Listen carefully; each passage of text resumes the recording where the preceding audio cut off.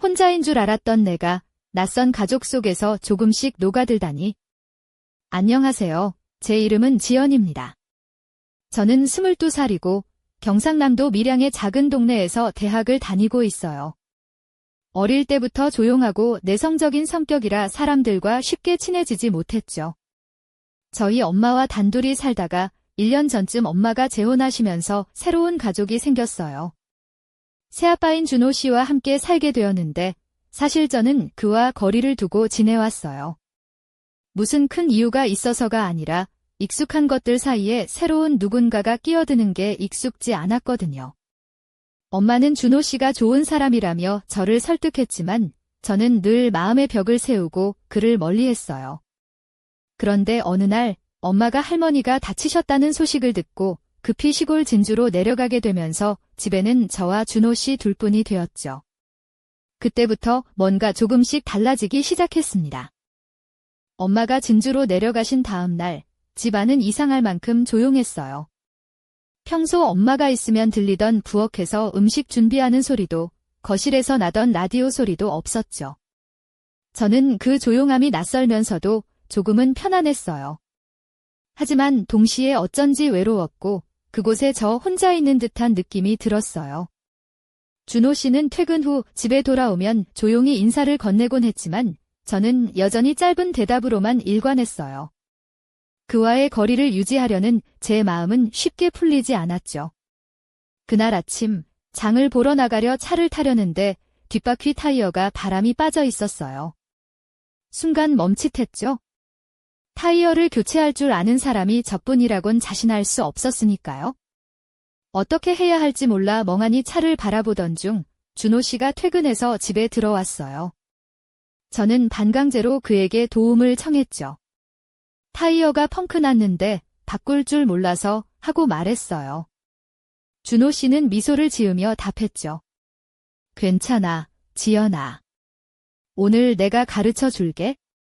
같이 해보자. 그 말에 저는 잠시 망설였지만 그가 차근차근 설명해주겠다는 태도에 마음이 조금씩 열리는 걸 느꼈어요. 평소처럼 차갑고 단호한 태도 대신 서툴지만 친절한 그의 모습이 신기하게도 제 불안함을 누그러뜨렸어요. 그날은 그렇게 시작되었어요. 혼자인 줄만 알았던 제가 누군가와 함께 문제를 해결해 나가고 있다는 사실을 처음으로 실감했던 날이었죠. 준호 씨가 차고로 나가 타이어 교체 도구를 챙겨오는 모습을 바라보며 마음 한켠이 묘하게 떨렸어요. 평소에 그와 가까이 있으면 어색해서 늘 거리를 두곤 했는데 오늘은 왠지 달랐죠.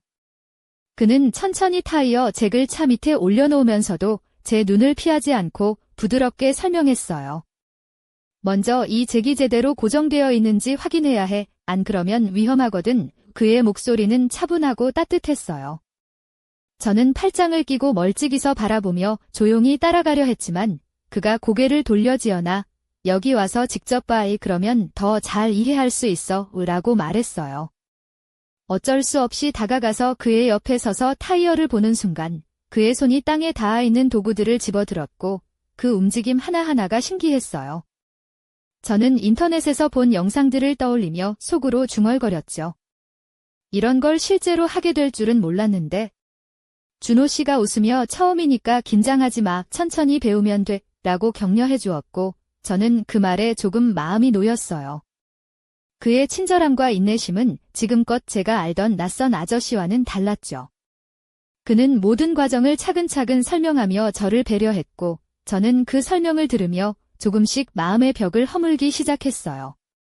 그 순간만큼은 그가 낯선 존재가 아니라 내 편이 되어주는 사람이란 생각이 들었답니다.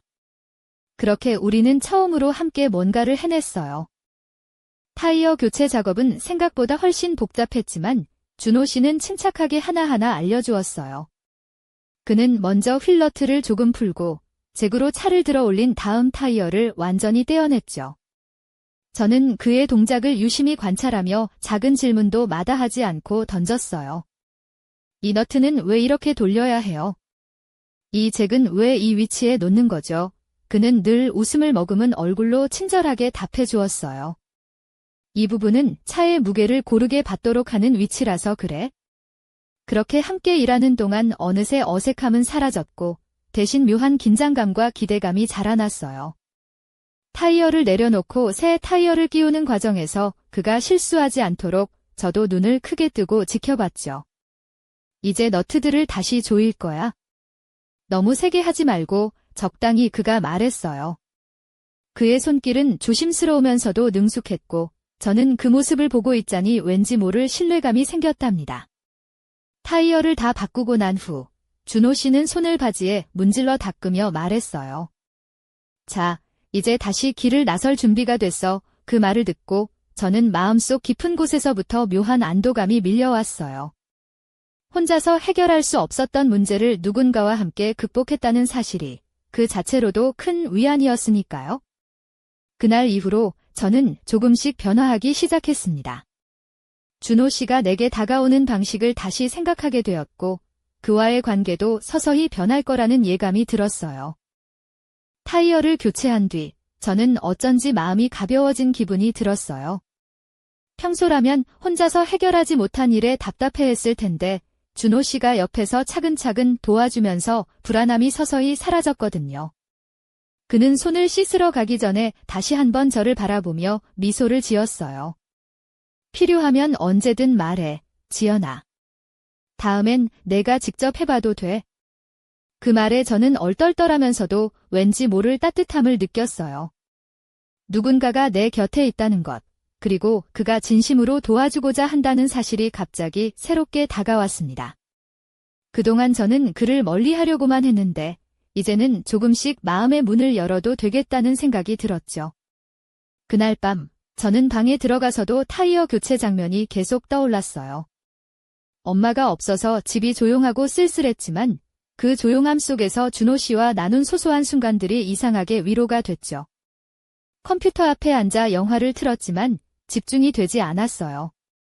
생각이 자꾸 준호 씨에게로 향했고 그가 보여준 인내심과 배려가 머릿속을 맴돌았어요.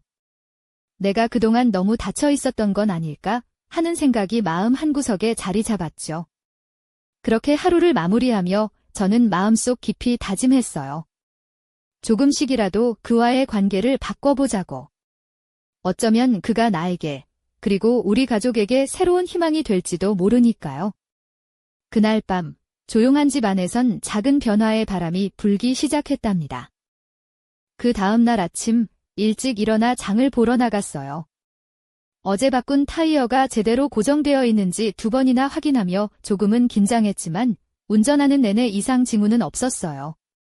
평소라면 이렇게 작은 일에도 불안과 스트레스를 느꼈지만 이번에는 뭔가 달랐어요. 마음 한켠에서 묘한 감사함이 피어났죠. 혼자라면 감당하기 힘들었을 일을 준호 씨가 도와준 덕분에 무사히 해결할 수 있었으니까요. 시장에서 필요한 물건들을 사고 집으로 돌아오는 길, 창밖으로 보이는 푸른 하늘과 가로수들이 평소보다 더 환하게 느껴졌어요. 마음이 조금은 가벼워져서인지 세상이 조금 더 따뜻하게 다가왔답니다. 집에 도착하니 준호 씨가 부엌에서 아침 식사를 준비하고 있었어요. 커피 향과 함께 갓 구운 식빵 냄새가 집 안 가득 퍼졌죠. 저는 문 앞에서 잠시 멈춰 서서 그 모습을 바라봤어요. 평소엔 별 감정 없이 지나쳤던 그의 모습이 오늘은 다르게 느껴졌죠. 지연아, 일찍 왔네. 커피 한잔 할래? 그가 환하게 웃으며 말했어요. 저는 망설임 없이 네, 고마워요 라고 답하며 부엌으로 들어갔어요. 식탁에 앉아 커피를 마시며 하루 일과를 이야기했어요. 준호 씨는 제 얘기에 귀 기울이며 고개를 끄덕였고 그 태도에 저는 조금씩 마음이 풀리는 느낌을 받았죠. 그동안 저를 멀리했던 것이 미안해지기도 했어요. 그가 단지 가족이 되고 싶었을 뿐이라는 생각이 강하게 들었답니다. 그렇게 우리는 조용한 아침을 함께 보내며 서로에게 조금씩 다가갔어요. 그리고 저는 마음속 깊이 다짐했죠. 앞으로는 더 솔직하고 열린 마음으로 그를 대해보겠다고. 어쩌면 이 작은 변화가 우리 가족에게 큰 의미가 될지도 모르니까요. 며칠이 지나면서 우리 사이에는 서서히 변화가 찾아왔어요. 준호 씨는 여전히 조용하고 차분했지만 제가 느끼던 벽을 허물려는 노력이 분명히 보였죠. 어느 저녁, 우리는 거실에 앉아 TV를 보며 시간을 보내고 있었어요. 평소 같으면 저는 휴대폰만 만지작거리며 혼자만의 세계에 빠졌을 텐데 그날은 무심코 그가 좋아하는 옛날 영화에 대해 묻고 말았죠. 이 영화는 언제 나온 거예요? 제가 조심스럽게 물었어요. 그는 놀란 듯 저를 바라보다가 미소를 지으며 이건 내가 젊었을 때 정말 좋아했던 영화야. 그때는 이런 감성 영화가 유행했지라고 답했어요. 그 말에 저는 호기심이 생겨 더 많은 질문을 했고 그는 기꺼이 자신의 이야기를 들려주었어요. 그의 어린 시절, 꿈, 그리고 어려웠던 순간들까지. 그 대화는 우리 사이에 묘한 연결고리를 만들어 주었어요. 그동안 제가 몰랐던 그의 진짜 모습을 조금씩 알게 되면서 그가 단지 엄마의 새남편이 아니라 한 사람으로서 나에게 다가오고 있다는 걸 느꼈죠. 하지만 그 순간 갑자기 집 밖에서 낯선 전화벨 소리가 울렸어요. 준호 씨가 전화를 받자마자 표정이 굳어졌고 조용히 거실을 나갔어요. 그 모습에 저는 불안감이 밀려왔죠. 그 전화 한 통이 우리 사이의 평화를 깰지도 모른다는 생각에 가슴이 조마조마해졌어요. 준호 씨가 무슨 말을 듣고 있었는지 알 수 없었지만 그의 심각한 표정에서 무언가 심상치 않은 일이 벌어지고 있음을 직감했답니다. 그날 저녁, 집안의 감도는 긴장감은 이전과는 전혀 달랐어요. 그리고 그 사건은 앞으로 우리 가족에게 큰 변화를 몰고 올 것임을 암시했죠. 준호 씨가 전화를 끊고 거실로 돌아왔을 때 그의 얼굴은 평소와 달리 무겁고 긴장한 기색이 역력했어요. 저는 조심스럽게 무슨 일이에요? 라고 물었지만 그는 잠시 망설이다가 차분한 목소리로 대답했어요. 옛 친구에게서 연락이 왔어. 오래된 일이 다시 불거졌다는 말이야.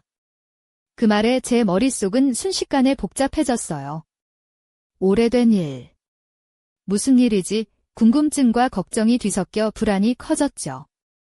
준호 씨는 자세한 이야기를 해주지 않았지만 그 전화가 그에게 적지 않은 부담이 된다는 사실만은 분명했어요.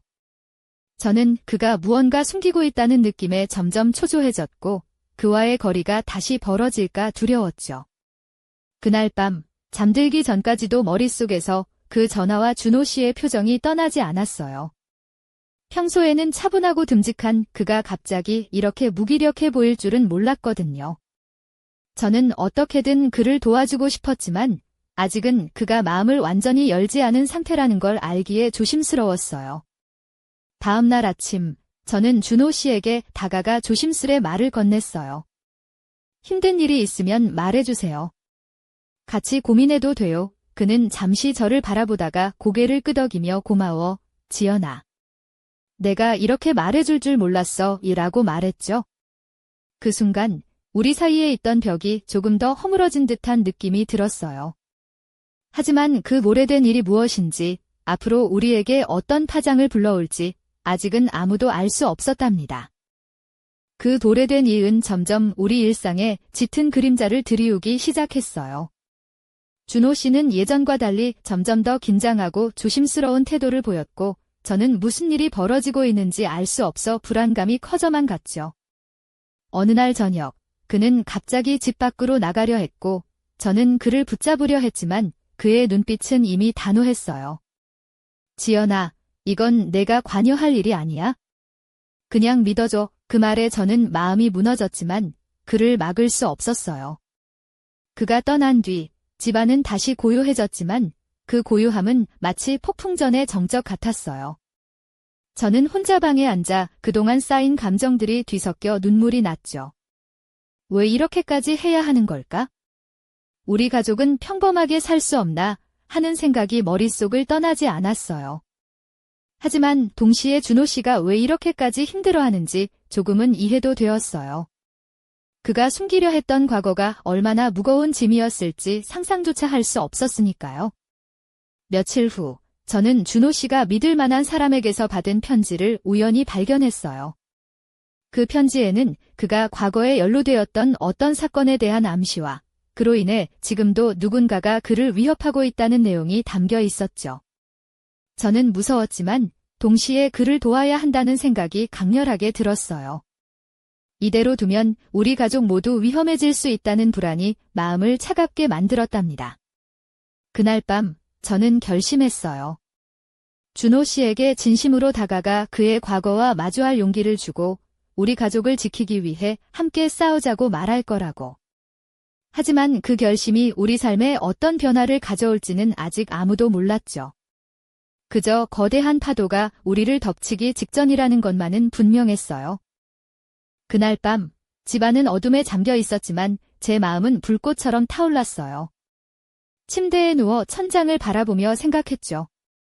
준호 씨가 감추고 있는 그 비밀이 우리 가족을 얼마나 위태롭게 할지 내가 감당할 수 있을까? 하지만 동시에 그는 나에게 가족이라는 이름으로 다가온 한 사람일 뿐이라는 사실도 분명했어요.